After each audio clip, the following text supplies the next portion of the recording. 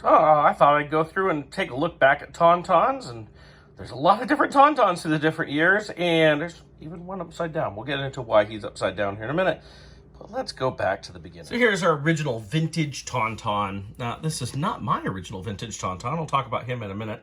But our first Tauntaun had a trap door right here. You see my reins are broken there. Probably they had a trap door here so that you could fit a figure in there. And then we have what looks like the feet of our rider. So we could put Luke or Han in there. Technically, this should be Han's Tauntaun. And, you know, it would fit in the saddle, and it would kind of work that way. Basic articulation. You got arm articulation and leg articulation. The head doesn't move. The tail doesn't move. I don't think even the tusks move. You can look at the face there. It's a pretty nice sculpt for, you know, 1980 here. Looks nice. It came with the reins here. As you can see, mine are broken. Now, they did two different versions of this. Oh, interesting. Never noticed it. Mine has a harmed ear there, right there. Got a clipped ear, apparently. I don't know where I picked this one up, but I've had it for a number of years. But they did a second version. The first version is what we call the hard belly. Looks like this. And the second version had a split belly that you could open up and shove Luke Skywalker in there to keep him, you know, lukewarm overnight. I have a split belly Tauntaun. In fact, that's what I had as a kid.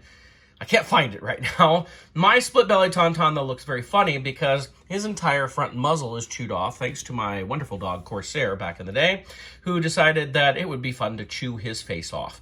So somewhere I have it. I was hoping to use it in this video, but I looked everywhere and cannot find it. So it must be in my shed somewhere, which I don't want to spend several hours looking for it. But I'll have the insert picture right here so you can see what the split belly looks like. It's just a couple of pieces of kind of rubber, pliable, rubberish plastic that you could open up and shove Luke Skywalker in there to keep him warm overnight until Han Solo could get the shelter built. So that's the vintage Tauntaun. And oh, that one, by the way, looks exactly the same as this, only just has the split belly down here.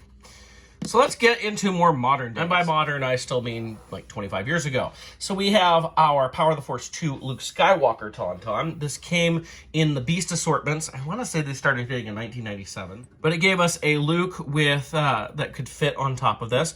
Gone is the trap door. No more trap door. His legs, even for Power of the Force 2 articulation, they gave him extra articulation so it would fit on the Tauntaun here. We have more articulation, kind of. So we can move the arms and legs just like we could back in the day. Tail still doesn't move, but the head moves. You can turn that head from side to side. Notice we got the macro binoculars hanging here on the saddle. Saddle is non-removable. It's all part of the mold. But what we now have is on the back of the saddle, you can push this button. Oh, I got this to work earlier. There we go. And you can make his legs kind of move. This is 25-year-old technology here. But the idea is that you could make your Tauntaun run, kind of. I'll show you on the next one. It'll be a little bit better. But these were readily available. And notice the Luke Skywalker Tauntaun has the broken horn. That's important to notice because all through the Tauntauns, we're going to see the difference between Han's and Luke's Tauntaun. So they did do Han Solo's Tauntaun. It's harder to get. In fact, I remember getting mine. I can't remember how I got it. I want to say I got it at KB. It was really hard to find. The Han Solo with the Tauntaun was hard to get. That Han Solo figure is a little different. People who didn't collect back then don't even know. But the big difference here, of course, for this is it's got the full horn over there. No longer is a broken horn, it's full horn. Other than that, it's the same mold. You can see the macro binoculars are still, you know, on the saddle. Now this one, the mechanism works a little bit better here. Tested this out earlier. There you go. You can see those legs moving when I push the button. So, and it has the saddle bit. I don't think I pointed that out earlier. It can actually come out. Oh, on the Luke one, am I seeing things wrong? Oh, didn't notice that was different. The Luke one, the bit, oh, I just don't have the bit in the Luke one. Okay, got it. There's a piece that's molded. You can see here on the Luke one, molded in there, and then there's the actual piece that comes out that your rider can move on. So Han Solo and this Tauntaun, I don't know if they're considered rare anymore, but back in the day, they were really rare. Now, this is Han's Tauntaun. He should have a split belly. He doesn't, right? Oh, wait, am I getting these wrong? Oh, shoot. You know, I just realized I was assuming... So I should note that these Tauntauns were made to go in a running pose, much like that, which makes them somewhat hard to stand. You have to kind of manipulate the legs, which is probably why my mechanism doesn't work so well on this one. But that's why it was done. Now, there's a third Power of the Force 2 Tauntaun. And that's this one. He's my dead one. And why is he dead? Because Luke Skywalker's in him. He's got a split belly, which, you know, takes us back to the old vintage days. Pull this out. He's been in there for a little while. You can see we got a full split belly. Now, unlike the vintage one where it was like a carved out piece within the plastic, this is all, like the whole body is soft on this one. So while they use the same mold for the most part, although notice the button is now gone on this. He doesn't have that button. In fact, we can compare to Han's here. You can see some differences. It's mostly the same mold, but just in a different plastic, and the button is gone. And like I said, you could shove Luke in there, which I've had in mine for years for my dioramas. But he also came with Taun Taun guts. Now, this was a part of I want to say it was a battle pack. It might have been one of those Toys R Us, like 4 or 5 packs that we got back in the day. But you got these little rubbery Taun Taun guts to go in there. A little stretchy here, which is kind of cool. Although I thought it looked more like macaroni in the movie. But, you know, you get kind of this fun little piece. And I've had this, you know, on my display with Han Solo getting ready to build the shelter. So that's the Power of the Force 2 Tauntauns. Now, I know they did probably several different ones that they put out, but they always use these molds. They didn't change from that. Until we get to Legacy Collection era or early TVC era, and we get a fully updated Taun Taun. Now, we got both of them here. You can see this is both Luke's and Han's. We got the broken horn and non-broken horn. Beyond that, they're exactly the same. Same mold and all that. Slightly different coloring. You can see Han's Taun Taun has kind of a darker leg there than this one. Now, these were packed in, oh God, I want to remember the exact packaging, but they were put in TVC packaging too. So you could get it like in original vintage style box and all that, which was cool. And I have a couple of those. I think I bought some, I think it was a Target exclusive, and they were super cheap to get at one point. So I bought a couple. So there's no split belly on these, but we have a full saddle on this that you can see it moves around. We could take it off if we want to. You can fit your rider up there. At this point, our figures have tons of articulation. You can put their feet in the stirrups. We've got the bit and everything right here. And the posability. Oh my, the posability here. So we've got a ball, some sort of ball joint head, or, you know, it rocks around, it moves around.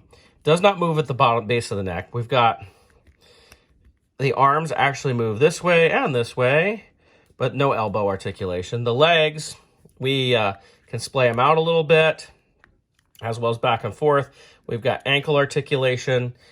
Still no tail articulation. Isn't that funny? And sometimes these can be a bit hard to balance. I know, I think a lot of us try to balance it, us old school people try to balance them with his tail, because that's kind of the way the vintage one did it. And I was like, oh, they're not actually supposed to do that. I think of like dinosaurs and that. Of course, in vintage days, the T-Rex balanced on this tail, you know, dragging on the ground too for us as kids too. But, you know, we think of Jurassic Park and the tail went out. I don't know about you. A tangent here. Jurassic Park came out and the T-Rex's tail was, you know, way up high. I'm like, that doesn't look like a T-Rex. My first T-Rex toy, I'm trying to get it so the tail drags. That's what I was used to. That's the way T-Rex looked, right? Anyway, so Tauntauns, they actually should probably be out like that. So we got 2 different ones. I think one was in the TVC packaging, and one was in a battle pack. I think the Han Solo one was in the battle pack, and the Luke Skywalker was in the TVC packaging. And the Han Solo one came with a bunch of extra stuff and things like that. But that's, you know, for 3 3/4-inch Tauntauns, that's what we've gotten. There haven't been any others since. In fact, the only Tauntaun that we've gotten since is the Black Series Tauntaun. And this one came with a Han Solo figure. It was kind of a 2-pack. You can see we've got, again, we have the macro binoculars, or I said macro binoculars. I think this is actually the little radio transmitter he uses to take life and stuff, looking for Luke. Saddle is a separate piece, although notice it's a separate piece, and yet it just plugs into there, and the straps underneath are actually molded. We have head articulation. Straps are attached to the head there. Just basic arm articulation and leg articulation with some ankle. Still no tail. Not a lot of articulation for a Black Series figure. And it's also really lightweight. Like this, I pick it up, you can tell it's very hollow. It's lighter than the TVC version, which is interesting that it would be so much lighter. They only put this out the one time. They did a couple of beast packs They did this one with Han Solo, and then Luke Skywalker and the Wampa. And I think those came a little bit after they did like Jabba the Hutt and the Biker Scout with Speeder Bike. We didn't see that type of stuff anymore, but it'd be kind of cool for them to maybe redo. I mean, he looks good. He's got a nice face to him. He's just really hollow and doesn't have as much articulation as what you'd expect from something that came in the Black Series. I guess they figured it was bigger and they had to put a lot more into it so it wouldn't have all the articulation. But this is, as you can tell, Han Solo's Taun Taun because it has the tusks there with no broken one. Now, there is technically one more Taun Taun, and I'm going to show you that. Oh, it's just a head. Of course, that's the Taun Taun on next to the Han and Carbonite. On Jabba's palace, there's a Taun Taun head right there.